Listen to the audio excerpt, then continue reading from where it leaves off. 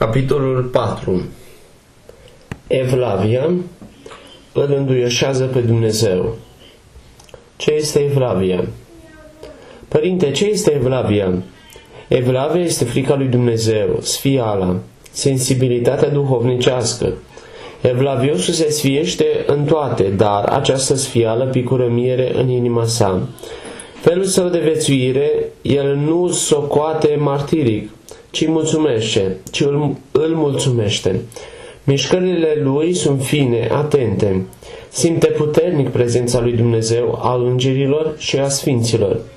Simte alături de el pe îngerul lui păzitor, cum îl supraveghează. Are mereu în mintea sa faptul că trupul lui este biserica Duhului Sfânt, așa cum a zis Sfântul Apostol Pavel în Epistola 1 către Corinteni, capitolul 3, versetul 16. Și trăiește simplu, în curăție și în sfințenie. Pretutindeni se comportă cu atenție și grijă și simte vii toate cele sfinte. Ia aminte de pildă să nu fie în spatele lui icoane. Nu pune Evanghelia sau o carte duhovnicească acolo unde stă, pe canapea sau pe scaun. Dacă vede o icoană, inima lui îi tresare, iar ochii îi se umplu de lacrimi. Chiar și numai numele lui Hristos, de-l vede scris undeva, îl sărută cu evlavie și se îndulcește sufletul său. Și chiar de va vedea aruncată pe jos o bucățică de ziar pe care să scrie de pildă numele lui Hristos sau Sfânta Biserică a Sfintei Trăimi, se pleacă, o ia, o sărută cu evlavie și se mâhnește pentru faptul că a fost aruncată jos. Părinte, altceva este respectul și altceva evlavia? Respectul, prin termenul de respect, starețul se referă la ținerea tipurilor exterioare de evlavie, care nu au corespondență lăuntrică. Deci respectul este parfumul, iar evlavia este tămâia. Pentru mine evlavia este cea mai mare virtute, pentru că cel evlavios atrage harul lui Dumnezeu. Se face primitor al harului și firește, harul lui Dumnezeu rămâne cu el. După aceea, harul dumnezeiesc îl trădează și toți îl au la evlavie, îl simpatizează, pe când de cel obraznic se scârbesc și mici și mari. Voi, femeile, trebuie să aveți mai multă evlavie decât bărbații. Femeii, prin firea ei, îi se impune să aibă evlavie. Bărbații, atunci când nu au evlavie, au doar o indiferență, în timp ce femeile, dacă își pierd evlavia, fac lucruri grosolane. Mi-a spus unul, când am mers cu femeia mea în pelerinaj la Sfintele Locuri, am mers la Iordan, să intru în el. Iar ea stătea și își spăla picioarele. Bre, ce faci acolo? Am întrebat-o. Ai venit la râul Iordan să speli picioarele? M-am enervat și am ocărât-o. Aceea, se vede, era cu desăvârșire indiferentă, nu pricepea nimic, în timp ce el, sărmanul, avea multă evlavie. Evlavia se transmite. Părinte, cum să dobândesc evlavie? Sfinții părinți spun că pentru a dobândi evlavie trebuie să trăiești sau să ai legături cu oameni care au evlavie și să iei aminte cum se comportă ei. Sfântul Paisie cel Mare, când a fost întrebat de cineva cum pot dobândi frica lui Dumnezeu, i-a răspuns: să te însoțești cu oamenii care îl iubesc pe Dumnezeu și au frica lui Dumnezeu, ca să dobândești și tu frica dumnezeiască. Aceasta, desigur, nu înseamnă că vei face la exterior tot ce vezi că fac aceia, fără să simți lăuntric, pentru că asta nu este evlavie adevărată, ci una mincinoasă. Minciuna este respingătoare. Evlavia este har de la Dumnezeu în lăuntrul omului. Orice face cel evlavios, o face pentru că așa simte înăuntrul lui. Desigur, înăuntrul nostru există evlavie firească, dar dacă omul nu o cultivă, aghiuță îl aruncă prin uitare în nesimțire și neevlavie. Însă, prin comportamentul celui evlavios se deșteaptă iarăși evlavia înăuntrului. Părinte, pentru ce Sfinții Părinți numai despre evlavie spun că dacă vrei să o dobândești, trebuie să ai legături cu omul evlavios? De ce nu spun la fel și despre altă virtute? Pentru că evlavia se transmite, mișcările, comportamentul celui evlavios se transmit ca aroma. Atunci când, în mod firesc, și celălalt în celălalt există intenție bună și smerenie. Și să-ți mai spun și aceasta: dacă cineva nu are evlavie, nu are nimic. Cel evlavios vede curat orice este sfințit, așa cum este în realitate, chiar dacă este fără știință de carte. Nu va face vreo greșeală, de pildă în orice are legătură cu noimele dumnezeiești. Este ca și copilașul care nu își bagă în minte vreun gând rău despre tatăl său și mama sa, pentru că îi iubește și îi respectă și vede bine și curat toate cele pe care le fac părinții lui. Cu cât mai mult aici, când este vorba de Dumnezeu, care nu se compară cu nimic și este desăvârșit în toate. Cel care nu are evlavie cade în greșeli, în înșelări, chiar și în privința dogmelor. Văd ce greșeli fac cei care nu au evlavie și scriu erminii și comentarii în textele sfinte, etc. La textele sfinte, etc. În toate lucrurile duhovnicești este trebuință de evlavie și de inimă. Atunci când toate încep cu evlavie, toate sunt sfințite. Mai ales atunci când trebuie să scrie cineva slujba vreunui sfânt. Trebuie să-l iubească pe sfânt, să-l aibă la evlavie și așa cele pe care le va scrie îi vor ieși din inima sa și vor răspândi evlavie. Atunci când cineva a ajuns la măsura dragostei dumnezeiești, a nebuniei dumnezeiești, stihurile ies singure dinăuntru lui. Părinte, ce altceva ajută pe om să dobândească evlavia? A cerceta cu mintea sa orice lucru sfințit și a se afunda în el, dar și a pune în valoare prilejurile ce îi se dau. Acestea deșteaptă încet evlavia înăuntru lui. Atunci când, de pildă, mi se dă ocazia să trec pe lângă o biserică și să intru puțin în ea ca să mă rog și nu o fac, mă lipsesc de har. Dacă vreau să merg, dar sunt împiedicat de ceva să o fac, atunci nu mă lipsesc de har, pentru că Dumnezeu vede intenția mea cea bună. De asemenea, foarte mult mă ajută în dobândirea evlaviei cunoașterea sfinților ținutului nostru, ai țării noastre, ca să iubim și să ne legăm de ei. Dumnezeu se bucură atunci când avem evlavie și iubim pe sfinți, iar atunci când avem evlavie față de sfinți, cu cât mai mult vom avea față de Dumnezeu. Părinte, ce anume ajută ca cineva să se miște cu evlavie înăuntru bisericii? Atunci când pornești spre biserică, să-ți spui în mintea ta: unde merg? Acum intru în casa lui Dumnezeu. Ce fac? Mă închin la icoane lui Dumnezeu. De la chilia sau de la ascultarea ta, mergi în biserică. Din biserică să mergi în cer și mai departe chiar, la Dumnezeu. Cum se face aceasta? Biserica este casa lui Dumnezeu, dar și casa noastră adevărată este în rai. Aici cântă maicile, acolo îngerii, sfinții. Dacă atunci când mergem la o casă lumească, batem la ușă, ne ștergem picioarele, stăm cu sfială în casa lui Dumnezeu unde se jertfește Hristos, ce trebuie să facem? Cu o picătură de sânge dumnezeiesc ne-a răscumpărat din păcat și în continuare ne tămăduiește cu kilograme de sânge și ne hrănește cu trupul Său cel preasfânt. Când vom aduce în memoria noastră toate aceste fapte înfricoșătoare și dumnezeiești, ele ne vor ajuta să ne mișcăm cu evlavie înăuntru bisericii. Dar văd la Sfânta Liturghie, chiar și atunci când preotul spune: sus avem inimile, și răspundem: le avem către Domnul, că puțini sunt aceia care își au mintea lor către Domnul. De aceea este mai bine să spunem în taină, să avem inimile noastre către Domnul, pentru că mintea și inima noastră sunt în întregime spre cele de jos. Spunem minciuni, pentru că spunem avem, dar nu avem mintea noastră acolo. Desigur, dacă am avea inima noastră către cele de sus, toate ar merge către cele de sus. Părinte, ce ajută pe cineva ca să cânte cu înțelegere? Să-și aibă mintea sa la noimele dumnezeiești și să aibă evlavie.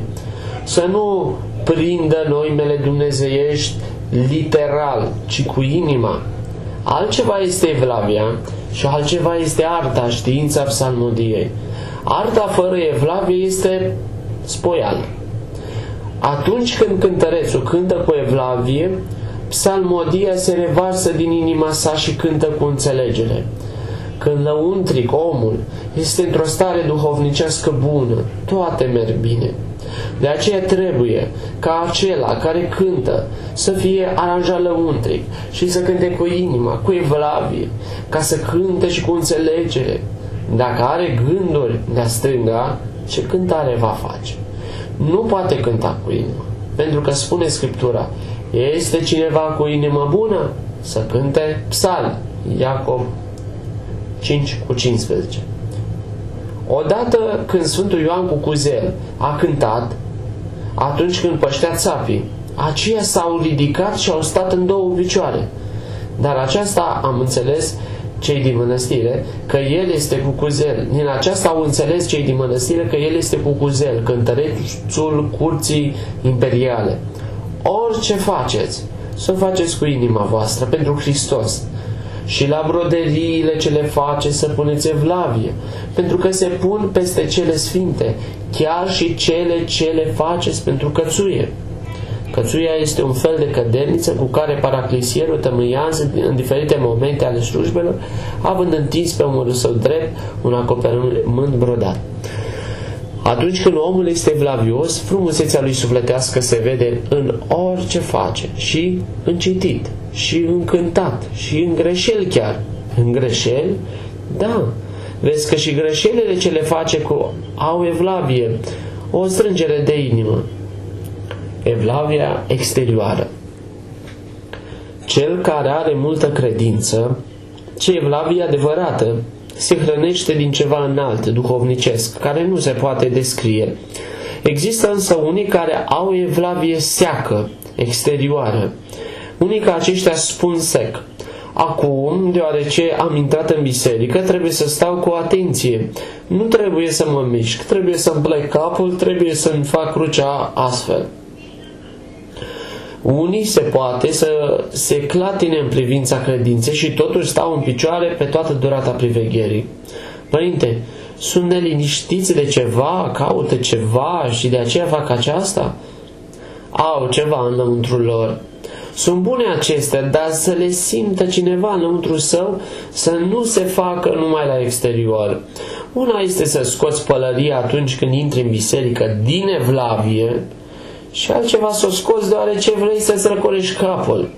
Evlavia se vede din felul cum ne împărtășim, din felul cum luăm anaforă, etc. Părinte, poate fi iritat cineva din manifestarea evlaviei celuilalt? Ascultă, când cineva își face crucea mare, dar o face simplu, cu smerenie, nu îl deranjează pe celălalt. Dar dacă privește de-al văd ceilalți și face mereu cruci, atunci vor începe să le ia în râs. Sau atunci când trece pe lângă o biserică și privește de este lumea în jurul lui, sau face și răbdare să se adună puțină lume și atunci începe să facă cruci metanii, ca aceia să-l vadă, au dreptate să le ia în râs. Vezi, Duhul lumesc este dezaprobat. Evlavia adevărată se vede atunci când există cuvinciosul devine necuvincios, fără evlavie adevărată. Nu dați cele sfinte câinilor. Matei 7:6. Când lumea vă dă haine de la bolnavi să le puneți peste sfintele moaște, ca să se sfințească, să luați aminte, să fie numai bluzițe, nu altele. Nu se potrivește, este lipsă de evlavie. Soarele, firește, nu se întinează, nici Dumnezeu nu se întinează, însă noi ne demonizăm prin lipsa de evlavie. Mai de mult oamenii, când se îmbolnăveau, luau un de lemn din candela lor, se ungeau și se făceau bine. Acum candela o au de formă, numai ca să lumineze, iar un de lemnul îl aruncă la chiuvetă atunci când spală candela. Odată am mers într-o casă și am văzut cum gospodina spăla candela în chiuvetă. Unde se duce apa? Am întrebat. În canalizare, mi-a răspuns.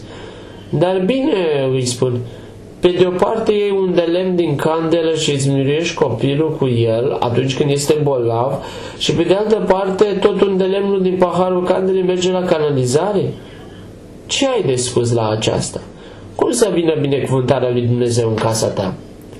În casele de azi, un lucru sfințit, de pildă hârtia cu care a fost învelită anafora, nu ai unde să o arunci. Îmi aduc aminte că acasă la noi nici apa cu care spălam vasele nu mergea la canal. Mergea în altă parte, pentru că și fărâmiturile sunt sfințite, deoarece face rugăciune înainte și după masă. Toate acestea lipsesc astăzi, de aceea lipsește și harul dumnezeiesc și oamenii se demonizează. Pe cât putem să luăm aminte în toate, după Sfânta Împărtășanie, sau după ce luăm anaforă, sau după Sfântul Maslu, este bine să ne ștergem mâinile cu puțină vată udată cu spirit, după care să o ardem. Când măturam Sfântul Altar, cele adunate să le aruncăm în mare sau să le ardem la un loc curat, pentru că se poate să fi căzut jos anaforă sau vreo părticică din Sfintele Taine. Firește, dacă cade jos o părticică din Sfintele Taine, Hristos nu va sta să fie călcat în picioare, însă pleacă harul de la noi. În străinătate, la biserici nu au canalizare. Apa de la proscomidie se duce cu ploaia. Ne interzic să avem canalizare, spun ei, deoarece se pricinuiesc microbi. Toți oamenii s-au umplut de microbi trupești și duhovnicești și dacă va picura puțin mir pe cap, îți spun, se vor crea microbii. Cum să vină binecuvântarea lui Dumnezeu? Demonizarea în lume de aici începe. Din fericire mai există câteva femei evlavioase, tinere și în vârstă, și astfel se mai ține lumea. Părinte, o doamnă a cerut să-i pictăm o icoană a Sfântului Arsenie ca să o pună în salon. Acolo va avea numai icoane? Nu va avea și alte tablouri, fotografii, etc.? Apoi, nu vor fuma acolo? Să o pună mai bine într-o altă cameră împreună cu alte icoane și acolo să se roage. Odată am mers într-o casă și icoanele le aveau puse sub scară, deși aveau o grămadă de locuri libere. La o altă casă, stăpâna casei și-a făcut iconostasul în fața țevii de scurgere. Bine, cum te-ai gândit de ți-ai pus icoanele în acest loc? Am întrebat. Aici îmi place, mi-a răspuns. Și nici nu era spre răsărit, ci spre nord. Cum să vină harul? Celui ce are îi se va da, spune Sfânta Scriptură, și îi va prisosi, iar de la cel ce nu are și ce are îi se va lua, zice Matei, capitolul 13, versetul 12. Noi credem că avem, dar ni se ia și ceea ce avem. Încet, încet se pierde evlavia. De aceea se și întâmplă toate aceste rele pe care le vedem. Se poate să se și demonizeze cineva dacă nu ia aminte. A fost o femeie, Dumnezeu să o ierte, că a murit acum, care s-a îndrăcit, deoarece arunca gheazma la chiuvetă. Avea puțină gheazmă într-o sticluță. S-a învechit gheazma asta, spune. Ia să o arunc, că îmi trebuie sticluța. A vărsat gheazmă. A spălat încă și sticluța, deoarece a rămas puțin busuioc înăuntru. După aceea s-a îndrăcit. A plecat harul, deoarece harul nu poate sta la omul neevlavios. Părinte, Dar dacă din greșeală aruncă cineva aghiazma, dacă el însuși a pus sticluța cu aghiazmă, să zicem într-un dulap, și după un timp din neatenție nu-și dă seama că este aghiazmă și o aruncă, are jumătate de păcat. Dacă a pus-o altcineva și acesta nu știa că este aghiazmă, nu este vinovat. Atunci când omul nu cinstește cele sfinte, cum să se apropie harul Dumnezeu de el? Harul se va duce la cei care îl cinstesc. Nu dați cele sfinte câinilor, spune Scriptura. Dacă nu există sensibilitate duhovnicească, nu se face nicio sporire. Unul, în Sfântul Munte, a scos strănile dintr-o oarecare biserică și le-a dus în bisericuța chiliei lui. Altul a luat plăcile de piatră de pe acoperișul altarului unei alte biserici ca să-și placheze veranda. A plouat, a intrat apa în altar și a pus pe Sfânta Masă. M-am dus odată acolo și ce să văd? Biserica era sfințită și în mijlocul Sfintei Mese erau Sfintele Moaște, o vertebră. Am luat-o și am spălat-o la spălător. Ce ați făcut acolo? Le-am spus după aceea. Biserica este sfințită. Ați luat plăcile de piatră din acoperiș și toată apa curge pe Sfânta Masă. S-au dus după aceea cu un meșter și au aranjat puțin. În altă parte au scos scândurile din altar ca să facă un chei. S-a ridicat o furtună, a luat și scândurile și betonul. Și nu înțeleg câtă lipsă de evlavie au toate acestea. Îmi aduc aminte că la Conița era un bătrânel care fugea după copii pentru că zgâriau peretele bisericii. Considera aceasta lipsă de evlavie. Iar acum, unde am ajuns? Evlavie întru toate. Luați aminte și aici. Pe canapea era întins un sol cu cruci.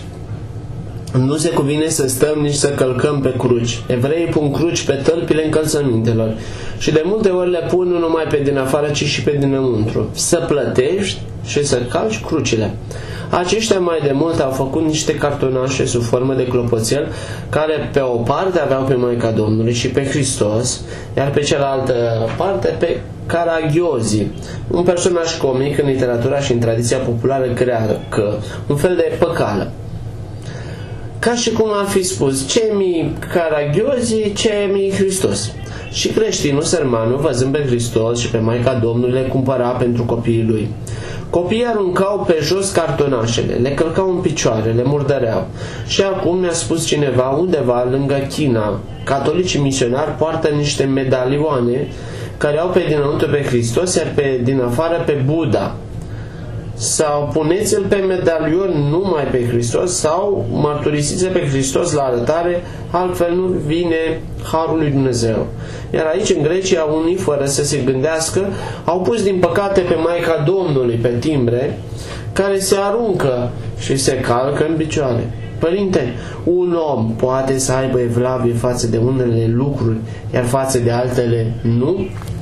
Nu. Dacă are evlavie adevărată, va avea evlavie față de toate. Odată a fost găzduit un preot de la mănăstirea Stavronihita și la psalmii utreniei, acei 6 psalmi care se citesc la începutul utrenii, cobora strana și se așeza. Părinte, îi spun, se citesc psalmii utrenii. Așa îi savurez mai bine, îmi spune. Auzi vorbă. După câțiva ani a venit și m-a găsit. În timpul discuției mi-a spus că făcea icoane pe hârtie și le dădea de binecuvântare. Cum lipești icoanele, îl întreb. Pun clei pe lemn, îmi spune, pun apoi și icoana și când fac mai multe, le pun una peste alta și eu mă așez deasupra lor, ca să se lipească mai bine. Iau și o carte și citesc puțin. Când am auzit, mi s-a urcat părul în vârful capului. Ce faci? Îl întreb. Stai deasupra icoanelor ca să se lipească? De ce? Nu-i bine? Îmi răspunde. De ce? Nu-i bine? Îmi răspunde. Vezi? Unde se ajunge? Răul este că lipsa de evlavie înaintează, nu se oprește. Omul evoluează sau spre bine sau spre rău. De unde a pornit acela și unde a ajuns? Astfel savurez mai bine cei 6 psalmi, a spus atunci, și a ajuns să spună, astfel și icoanele se vor lipi și eu voi citi. Când i-am spus atunci despre cei 6 psalmi, i s-a părut lucru ciudat. În timp ce alți bătrâni stăteau în picioare, se sprijineau puțin de strană, dar nu se mișcau deloc. Altceva este să fie cineva obosit, să fie bolnav, să-i tremure picioarele, să stea jos. Nu o să-l spânzure Hristos. Și altceva este ca altul să creadă că ceea ce face el este mai bine și să spună, șezând savurez mai bine. Asta cum să o justifici? Viața duhovnicească nu este desfătare. Dacă te doare ceva, stai jos. Hristos nu este tiran. Și Ava Isaac spune, dacă nu poți în picioare, așează-te. Nu spune dacă poți, așează-te. Părinte, de ce nu se stă jos la cei 6 psalmi? Pentru că simbolizează judecata. De aceea, atunci când se citesc cei 6 psalmi, este bine ca mintea să meargă la vremea judecății. Cei 6 psalmi durează 6-7 minute. După primii 3 psalmi nu facem nici cruce, deoarece acum Hristos nu va mai veni să se răstignească, ci va veni ca judecător. Părinte, de ce în vremea noastră Evlavia este atât de greu de aflat? Pentru că oamenii au încetat să trăiască duhovnicește. Le explică pe toate cu logică lumească și astfel alungă harul dumnezeiesc. Mai de mult, ce Evlavia avea oamenii în Etolocarnania, provincia Greciei vestice, alcătuită din 2 regiuni, Etolia și Acarnania. Niște bătrâne care aveau multă evlavie și simplitate se închinau catârilor Sfintei Mănăstiri Prusa, mănăstire care se află icoană făcătoare de minunea Maicii Domnului. Atunci când coborau de la mănăstire pentru diferite slujbe, aceștia sunt catârii Maicii Domnului, spuneau, și dă-i la metanii. Dacă pentru catârii mănăstirii Maicii Domnului arătau atâta evlavie, chipuiește-ți câte evlavie aveau la Maica Domnului. Părinte, evlavia pe care o aveau farasioții le-a cultivat-o Sfântul Arsenie. Aveau și ei evlavie, dar le-a cultivat-o și Sfântul. Este tradiție. Bătrânul Prodromul Corținoglu, cântărețul Sfântului Arsenie, avea multă evlavie. A fost și în Chionița cântăreț, bătrân fiind de 80 de ani și mai mult, cobora în fiecare zi, dis de dimineață, la Chionița de jos, aproape o jumătate de oră de mers pe jos, ca să cânte în biserică. Eu sunt câinele lui Hristos, spuneam. Iar iarna, pe timp friguros și generos, drumurile erau foarte periculoase. Curgea apa din ceșmele pe drum și îngheța și trebuia să fii atent unde calci ca să nu alunici, dar el pe toate le nesocotea. O astfel de evlavie avea. Părinții mei îmi spuneau că farasioții în țara lor adunaseră bani ca să facă biserica acolo, în Farașa. După aceea însă Sfântul Arsenie a vrut să-i dea la săraci, deoarece aveau biserică. S-a dus însuși Sfântul să-i împartă la familie sărace și sărmanii nu îi luau, să ia banii de la biserică. Și atunci și dacă nu i-au luat, a fost nevoit să-i trimită cu primarul satului la episcopul din Cezarea, să iei însoțitor pentru drum. I-a spus Sfântul, îmi ajunge binecuvântarea ta, i-a răspuns primarul și a plecat singur. Când a adus banii la episcop, acela l-a întrebat, bine, dar ce v-a spus Hagi Efendi să faceți cu banii? Să-i dăm familiilor sărace, a răspuns primarul. Și de ce nu l-ați ascultat? Nu vor să ia oamenii, i-a spus, pentru că sunt bani în biserici. Iar în cele din urmă, episcopul i-a dat înapoi. Când farasioții au fost nevoiți să plece din Farasa, atunci, cu schimbarea, au spus Sfântul Arsenie să ia acești bani cu ei ca să facă biserică aici, în Grecia. Atunci Sfântul Arsenie le-a spus plângând, în Grecia veți afla multe biserici, dar credința ce există aici nu o veți afla. Evlavia față de icoane. Câtă evlavie trebuie să avem față de icoane? Un monah a pregătit o icoană a Sfântului Nicolae ca să o dea de binecuvântare cuiva. A învelit-o cu o hârtie curată și a pus-o în dulap până ce o va da. Dar fără să ia aminte, a pus-o invers. Peste puțin, în camera lui a început să se audă un zgomot. Se uită monahul încoace și încolo, ca să vadă de unde venea acest zgomot. De unde să-și dea seama că zgomotul venea din dulap? Zgomotul a continuat destulă vreme. Tac, tac, tac, tac. Nu îl lăsa să se liniștească. Cele din urmă, ducându-se aproape de dulap, a înțeles că zgomotul ieșea de acolo. Îl deschide și și-a dat seama că zgomotul ieșea din icoană. Ce să aibă icoana? Și a spus, ia să văd. De îndată ce a desfăcut, a văzut că era pusă invers. A pus-o cum trebuie și îndată zgomotul a încetat.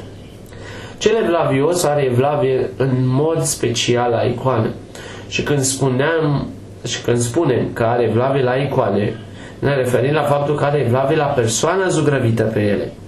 Când cineva are o fotografie a tatălui său, a mamei sale, a bunicului, a bunicii sau a fratelui lui, nu o poate rupe sau călca, cu cât mai mult o icoană. Martorii lui Jehova nu au icoane.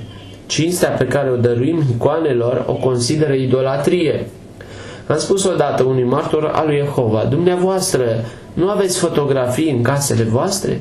Avem, mi-a răspuns. Ei bine, mama nu sărută fotografia fiului ei atunci când el este departe. O sărută, îmi spune. Sărută hârtia sau copilul? Pe copilul ei. Sărută hârtia sau copilul? Pe copilul ei, îmi răspunde. Ei, precum aceea atunci când sărută fotografia fiului ei, își sărută fiul și nu hârtia, așa și noi sărutăm pe Hristos și nu sărutăm hârtia sau scândură. Părinte, dacă o scândură a avut cândva pe ea chipul lui Hristos, al Maicii Domnului sau al unui Sfânt, sau culorile s-au șters din pricina vremii, nu trebuie să o mai sărutăm din această cauză? Ba da, trebuie. Atunci când omul sărută cu evlavie și dragoste fierbinte Sfintele icoane, ia culorile de pe ele și se zugrăvesc sfinții înăuntru său. Sfinții se bucură atunci când se ridică de pe hârtii sau scânduri și se îndepăresc în inimile oamenilor. Când creștinul sărută cu evlavie Sfintele icoane și cere ajutor de la Hristos, de la Maica Domnului, de la Sfinți, sărutându-le cu toată inima, soarbe în inima sa nu numai harul lui Hristos, al Maicii Domnului sau al Sfinților, ci și pe Hristos întreg sau pe Maica Domnului sau pe Sfinți și îi așează în catapeteasma bisericii sale. Omul este biserica Sfântului Duh. 1 Corinteni 3 cu 16 și 6 cu 19. Vezi? Fiecare slujbă începe cu sărutatul icoanelor și tot cu sărutatul lor se termină. Dacă oamenii ar înțelege lucrul acesta, câtă bucurie nu ar simți și câtă putere nu ar lua. Părinte, în Paraclisul Maicii Domnului, la un oarecare stih, pentru ce se spune mute să fie buzele păgânilor care nu se închină cinstitei icoanei tale? Atunci când cineva nu are evlavie și sărută icoanele, buzele lui nu sunt mute? Iar când cel evlavios le sărută, buzele lui nu sunt vorbitoare. Sunt unii care, atunci când se închină la icoane, nici nu ating buzele de icoană. Alții le ating numai puțin de icoană atunci când le sărută. Iată așa. Starețul a sărutat o icoană fără să se audă sărutul. Ați auzit ceva? Nu. Atunci buzele sunt mute. În timp ce atunci când cel evlavios sărută icoana și sărutul se aude, buzele lui sunt vorbitoare. Atunci când se spune că sunt mute, nu înseamnă că le blesteamă, ci simplu acele buze sunt mute, iar celelalte sunt vorbitoare. Când privim Sfintele icoane, inima noastră trebuie să-și reverse dragostea sa față de Dumnezeu și față de Sfinți. Să cădem, să ne închinăm și să le sărutăm cu multă evlavie. să fi văzut pe un bătrânel evlavios la mănăstirea Filoteu, bătrânul Sava, cu multă evlavie, cu câtă evlavie, cu câtă dragoste, săruta icoana Maicii Domnului, dulcea sărutare. La această icoană a Maicii Domnului s-a făcut o umflătură, deoarece părinții o sărutau în același loc. Icoana care se pictează cu evlavie absorbe de la pictorul evlavios harul lui Dumnezeu și transmite oamenilor mângâiere veșnică. Pictorul se pictează, se transpune în icoana pe care o face. De aceea starea lui sufletească are o mare însemnătate. Părintele Tichon îmi spunea: eu, fiule, atunci când pictezi epitafe cânt Iosif cel cu bun chip de pe lemn luând prea curat trupul tău, cânta și plângea mereu și lacrimile lui cădeau pe icoană. O astfel de icoană face o predică veșnică în lume.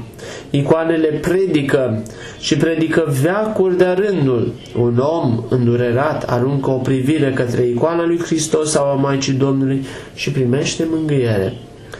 Toată temelia este evlavie. Vezi, unul nu mai se sprijină de peretele unde a fost pusă o icoană și primește har, iar altul poate să aibă cea mai bună icoană, dar nu se folosește, deoarece nu are evlavie. Sau cineva poate fi ajutat de o cruce simplă, iar altul să nu se folosească nici chiar de cinstitul lemn atunci când nu are evlavie. Să-i oferim lui Dumnezeu pe cele mai curate. Odată m-am smintit aici, în biserica voastră. Am văzut că ardeți la Sfânta Masă lumânări foarte mici. Eu nu las ardă o lumânare atât de mică, nici măcar în sfeșnicul de dinaintea catapetesmei.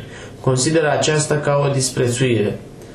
Părinte, spun unii că lumânarea trebuie să ardă până jos. Da, să ardă până jos, dar unde? Aceasta are însemnătate. Altceva este să ardă până jos, în sfeșnicile unde aprinde lumânări lumea, și altceva este la Sfânta Masă sau la Sfânta Proscomidie. Nu trebuie să se ardă o jumătate de lumânare înăuntru altarului, este dispreț. Chiar și la Policandru, deși ajung lumânările pentru toată slujba, tot trebuie să le schimbați când sunt foarte mici. Iar la Sfânta Liturghie, la ieșirea mică și mare, să folosiți totdeauna lumânare mare, pentru că ea simbolizează pe Sfântul Ioan înainte mergătorul. Iar în alte părți sting candelele ca să facă economie. Nu înțeleg că Dumnezeu le va trimite mari binecuvântări atunci când vor avea evlavie față de El?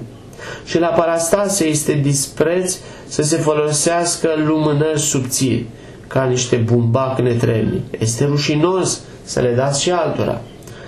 Părinte, surorile pot arde la chiliile lor oricâte lumânări vor? Să ardă, ca să ardă și pe diavolul. Nu vedeți că arde lumea întreagă? Numai să aibă rost aprinderea lumânărilor, să fie însoțită de rugăciune. Este un lucru mare să se lase cineva în voia lui Dumnezeu. Noi mâncăm roade dulci și oferim lui Dumnezeu în cădelnițe rășina copacilor. Mâncăm mierea și oferim lui Dumnezeu ceara, dar pe aceasta adesea o amestecăm cu parafină. O lumânare oferim lui Dumnezeu ca recunoștință pentru binecuvântările sale cele bogate și pe aceasta să o murdărim. Ce ar fi fost dacă ne-ar fi cerut Dumnezeu să-i oferim mierea? Îmi închipui ce am mai fi făcut atunci? I-am fi dat zeama sau puțină apă cu zahăr? Să nu ne ia Dumnezeu în serios. Omul poate face economie în toate, afară de cele datorate slujirii lui Dumnezeu. Lui Dumnezeu trebuie să-i ofere tot ce este mai bun, tot ce este mai curat. Părinte, lumea nu înțelege ușor că este lipsă de evlavie să arzi lumânări de parafină. Să spuneți lumii, nu este bine să ardeți lumânări de parafină în biserici, nici pentru sănătatea voastră. În felul acesta se vor gândi puțin la aceasta. Dacă biserica este mică, atunci ajungi să te sufoci. Este mai bine ca oamenii să aprindă o lumânare mică, dar să fie curată, decât o lumânare mare de parafină. Din această pricină mulți amețesc și leșină în biserici. Închipuiește-ți să fie și biserica mică și să ardă și toată această parafină. Și de ar fi numai aceasta, unde lemnul care nu se poate mânca vor să-l pună la candele. Unde au ajuns oamenii? În Vechiul Testament se spune că unde lemnul care trebuia să se folosească pentru templu trebuia să fie făcut din măsline adunate din copaci, nu din cele căzute pe jos. Oare Dumnezeu are nevoie de un de lemn sau de tămâie? Nu. Dar El se înduioșează pentru că ele reprezintă un prinos prin care se exprimă recunoștința și dragostea omului față de El. La Sinai m-a impresionat următorul fapt. Beduinii, sărmanii, nu au nimic ce să ofere. Și iată, iau o petricică ce diferă puțin de celelalte, sau dacă află în vreo crăpătură 2-3 frunzulițe, le iau, urcă sus la piatra pe care a lovit-o Moise cu toiagul și din care a ieșit apă și le lasă acolo. Sau mamele care alăptează, merg și picură puțin lapte acolo cu gândul să-mi dea Dumnezeu lapte ca să-mi alăptesc copilul. Vezi ce recunoștință au? Și aceasta nu este puțin lucru. Iar noi ce facem? Ne vor judeca acești oameni. Lăsau acolo sus lemnișoare, frunzulițe, petricele. Dumnezeu are nevoie de acestea. Nici de cum. Însă Dumnezeu ajută atunci când vede inima cea bună, intenția cea bună. Astfel se exprimă intenția cea bună. Părinte, atunci când aprindem o lumânare, să spunem că o facem în cutare scop, o aprinzi, dar unde o trimiți? Nu o trimiți undeva? Prin lumânare cerem ceva de la Dumnezeu. Când o aprinzi și spui, pentru cei ce suferă trupește și sufletește și pentru cei ce au mai mare nevoie, în aceștia sunt cuprinși și vii și morții. Știi câtă odihnă simt cei adormiți atunci când aprindem o lumânare pentru ei? Astfel dobândește cineva comuniune duhovnicească și cu cei vii și cu cei adormiți. Lumânarea, în puține cuvinte, este o antenă ce ne pune în legătură cu Dumnezeu, cu cei bolnavi, cu cei adormiți, etc. Părinte, dar tămâia de ce o ardem? O aprinde spre slavovirea lui Dumnezeu, îl slăvim și îi arătăm recunoștință pentru marile lui faceri de bine săvârșite în toată lumea. Tămâia este și ea un prinos. Și după ce o oferim lui Dumnezeu și Sfinților, tămâind icoanele, tămâiem după aceea și icoanele vii ale lui Dumnezeu. Pe oameni, să puneți inimă în toate. Fie că cereți ceva lui Dumnezeu, fie că îi mulțumiți, prin lumânare spun, Dumnezeul meu, îți cer cu toată inima mea să-mi împlinești o cerere. Iar prin tămâie spun, îți mulțumesc Dumnezeul meu, cu toată inima mea pentru toate darurile tale. Îți mulțumesc că îmi ierți multele mele păcate și nerecunoștința mea și nerecunoștința lumii și nerecunoștința mea cea multă. Pe cât puteți să cultivați evlavia și străpungerea de inimă. Acestea vor ajuta să primiți harul lui Dumnezeu. Pentru că de are cineva evlavie și străpungere de inimă și este și smerit, primește harul dumnezeiesc. Iar dacă nu are evlavie și smerenie, harul lui Dumnezeu nu se apropie de el. Ce spune Scriptura? Către cine voi căuta, fără numai către cel smerit și blând și care se cutremură de cuvintele mele. Isaia, capitolul 66, versetul 2.